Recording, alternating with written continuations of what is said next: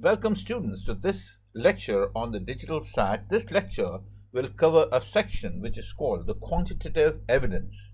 The quantitative evidence basically is a part of the command of evidence type of question. So the command of evidence type of questions will have two parts. One will be the support of claim, which we have already done, and two, the quantitative evidence questions, which we are about to undertake in due course of this lecture. So what are the command of evidence quantitative kind of questions? These questions will have some sort of an infographic. These questions will have some sort of an infographic with the question, and these questions can be of two types. One, a simple blank, and two, a support of claim. These are the two types of questions. This basically part is almost the same as the one that we have done in support of claim, except for the fact that there is an additional infographic which will be involved. So we will see under which circumstances and how do we use this infographic that is given on the College Board questions. So basically this is how the question looks. So you will find that there is a question stem, then there is a question, then there are some options, and then there is some infographic. So let's delve into the details of the question. So it will have a citation or the stem. So this will be the stem. Then obviously you have the question or the claim. Then you have got the options, and then you have got the infographic. These are the parts of the SAT question. Now, as you can see, this one is the one which has a blank at the end. So this is question type 1. So basically you will have question type of this sort, and then you can have a question type which is something like this, wherein it says which choice most effectively uses the data from the graph to justify the underlined claim, right? So these are the two types of questions. So this is question type number 2. So recalling again, question type number 1 will be a blank. It is almost the same like an inference question, because we have already done inference. So we now know it will be almost the same as an inference question. And question type number 2 will be with a support or justifying or undermining a claim, and hence it will be like a support of claim question, but with an addition in this question, like the infographic that they are giving you, right? So let's dive and find out what is the strategic approach that we are going to take in order to solve these questions, and we will solve some questions just as an example. So a 5-step process for attempting the question. Okay, obviously these are not College Board recommended steps. These are steps which have been formulated by us. So what kind of a question is this? Is this a claim or a blank question? So this is the first question that we need to ask or identify the kind of question. Obviously that is very simple to find, as I have already enumerated. The second is read the question and check if we can predict the answer without the infographic. This is the most important part of solving these questions. So we read the question, not the stem.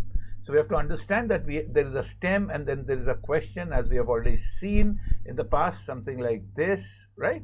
We have seen that there is a stem. This is the stem part. So we don't read the stem part. We are only reading the question or the claim and the options, right? Okay.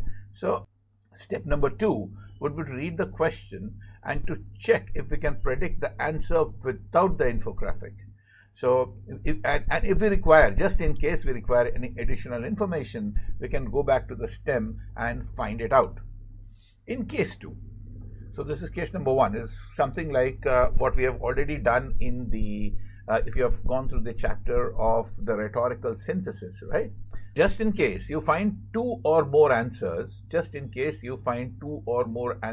which actually are similar or probably require more citation, only then we go back to the infographic, right? We go back to the infographic only if we can't find an answer by reading the question and the options, right? Then we will obviously shortlist. In most cases, 3 answers will be eliminated and 1 answer would stand. Just in case it doesn't happen, then step number 5, which is the final choice. So in this case, as you can see, that step number 3 and step number 5 are actually optional. It will only happen in cases wherein we are not able to find the answers by reading the question. Only then we would need to go back to the infographic. So let's try some questions. So let's try this one as the one that we have taken as an example. So without reading the citation, right, or without looking at the infographic, I will only be looking at the question and the answer choices or the options, right? Okay, so it says several states saw rapid growth in production of this resource, for example. So we are looking at examples of states which have got rapid growth in production of some resource, right? Obviously, because I don't know what resource this is, I might obviously, even if I read through the options, it will get clear. But just to be double sure, we can go back and find out in the previous statement, which says at the same time the growth of the railroad system made the transportation of copper in large batches much easier. So we are looking at the resource copper, Cu. Now the question is very clear. States or provinces that saw rapid growth in the production of copper is what we are looking at. So let's look at the option choices. Choice A says the rise in copper production in Michigan slowed from 1902 to 1909. I am sure that this is not what we are looking at. We are looking at a rapid growth, not as at a decline or decrease. Montana and Arizona produced more copper than Michigan did in 1909. We are not looking at a rapid growth out here. We are looking at a comparison. We are not looking at a comparison when it comes to what the plank is. So this option gets eliminated too. Fewer than 100 million pounds of copper were produced in Arizona in 1889. Doesn't have anything to do with rapid growth in various states, many states, right? So again, this answer would get eliminated. And the only feasible answer that you would be left with without even reading the option would be a D, that copper production rose significantly from 1889 to 1909 for Arizona, Michigan, and Montana. So this is how we approach these questions. As we have already seen that looking through the infographic in this case was absolutely not required. Let's move on to another example. So this example is the one which says which choice most effectively uses the data from the graph to complete the assertion. So obviously this is a blank question, as you can already see, right? So again, we will take the same approach. We are not looking at the infographic as of now. We are looking at the question. So the question is the main contributors of world's, I'll just erase this part so that we can see the question. Okay, the main contributors to the world's urbanization since 1970 have been countries like Algeria, whose population went from, so population went from X to Y, and we are only looking at the country of Algeria. We are only looking at the country of Algeria, right? And obviously the population must have gone from X to Y. And because we now know that we are talking about urbanization, so this movement, we can understand, has to be from rural areas to urban areas, right? So X percentage of population probably moved from X a rural area to Y population in urban area, and this has got to be an increase because we are looking at major contributors, right? Major contributors or main contributors, right? Okay, so let's read through the option choices. Less than 20% urban in 1970 rose to more than 50 in 2020. Great. Okay, that solves our purpose, that it is 20 to 50. So this is greater, solves our purpose. So option is a feasible option. Less than 40% in 1970 to around 90% in 2020. Wow, that solves our purpose too. 40 to 90. That solves our purpose too. 40% in 1970 to more than 70%. So more than 70%, right? That solves our purpose too. Wow. And 50% to 90%. Oh, super. So all the four options solve our purpose. So it is impossible for us to predict which the correct answer of these four will be. So in this question, we will have to go back to our infographic to find out what the correct answer would be. So in this case, we are only looking at Algeria. The rest of the countries are absolutely of no use to us. We are only looking at Algeria. And this is what Algeria looks like. So in 1970, it started from somewhere around 40. And in 2020, it went up to somewhere around 70, right? Somewhere around 70. This is what happened. So we are looking at the option choice that starts with about 40, right, to 70 is what we are looking at. 40 to 70, and about 70, yes. So 50 goes out of the window, 90 goes out of the window, 90 goes out of the window. The option choice that we are left with for this one is a C, which is about 40% to more than 70%. So this is how we solve these questions. Just in case we need to go back to the infographic, we would have to go back to the infographic. So let's do this one.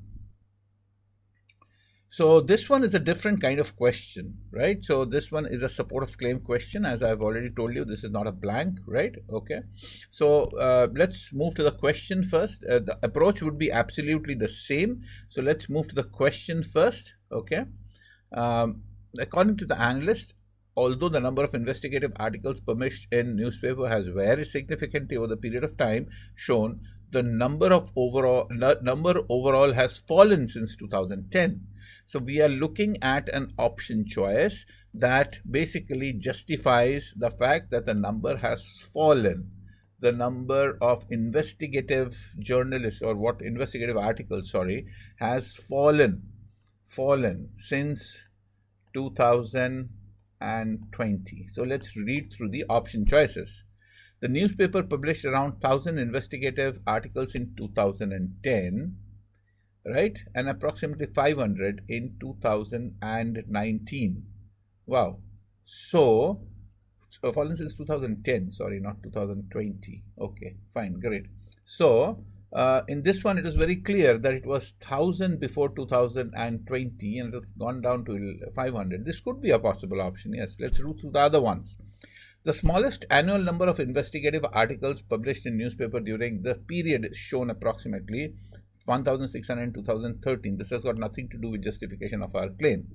The greatest annual number of investigative articles published in, so this is the least option, probably, right? Smallest annual number, and this is the largest, right, option. So this is the least one, smallest, and this is the largest. This is not got what this is not talking about what we are here to establish. We are here to establish the fall or rise since 2010. So these do not be the answers. The newspaper published approximately 1,000 investigative articles in 2010 and approximately 1,600 in 2013. So this is not supporting. This is actually a negative, right? This is a rise. 2010 it was what? How much? 1,000. And 2013, right, it was 1,600. So this is actually greater. I mean, this is actually lesser. So I mean, sorry. So 2013 is greater than 2010, right? 1,000, 1,600. So this probably could not be an answer. The correct answer to this one will be an A. Stay tuned. The next section will be on sentence transitions on the SAT. This is a very, very easy section, quantitative evidence. So I'm quite sure that you guys will do great on the SAT.